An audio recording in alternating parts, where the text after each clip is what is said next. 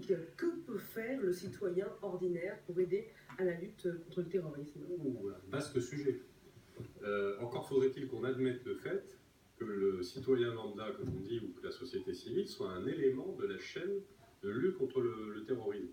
Alors effectivement, cette espèce de devoir de vigilance qu'on devrait avoir, d'aptitude qu'on devrait également avoir dans notre pays à former à des actes élémentaires de secours, aux conditions élémentaires de la sécurité. Je signale de ce fait-là que quand on avait des jeunes qui recevaient une culture militaire, quand on a de nombreux réservistes, quand on a des gens qui participent au tissu de défense et de sécurité, ça donne effectivement à la société civile une capacité de rebond et de résistance qui est forte. Alors sans aller, parce que c'est toujours là-dedans qu'on tombe forcément, en disant il faut israéliser les sociétés civiles européennes, peut-être pas jusqu'au bout de ce que peuvent faire les Israéliens, mais cette idée que nous participons tous à cette tâche de vigilance, ce qui dans un pays comme le nôtre est un point capital, parce que quand vous pensez que quelqu'un qui enfreint la loi dans notre pays, c'est limite si on ne trouve pas ça rigolo, alors que tous les citoyens devraient l'empêcher d'offenser la loi, là il y a un vrai sujet de société.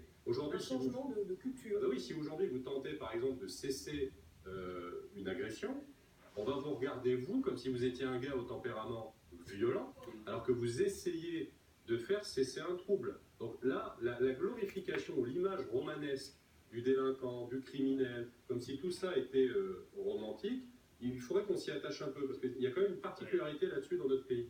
Je crois effectivement que la solution, elle est là, parce que nous sommes arrivés au bout de tout ce qui est engagement militaire, policier, gendarme, service de renseignement. C'est fini, on est vraiment au plus haut du haut. Et je crois que maintenant, la responsabilité de descendre au niveau du citoyen, le citoyen qui devient acteur de sa propre sécurité, bien sûr, simplement parce qu'il est vigilant, mais qui est aussi l'acteur de votre sécurité, de celle de monsieur, de madame le commissaire. Et je crois qu'effectivement, c'est une culture qu'il faut... Alors, vous ne disiez pas forcément à l'israélienne, un peu à l'israélienne oui, quand même, pour que nous devenions vigilants en ce qui concerne l'évolution de ce monde. Et aujourd'hui, ça se passe au niveau du citoyen, c'est ce que je fais en tous les cas, c'est le combat que je mène depuis quelque temps, sans beaucoup faire évoluer les choses d'ailleurs. Oui, je ne vais pas réétaler tout ce qui a été dit et qui a été bien dit.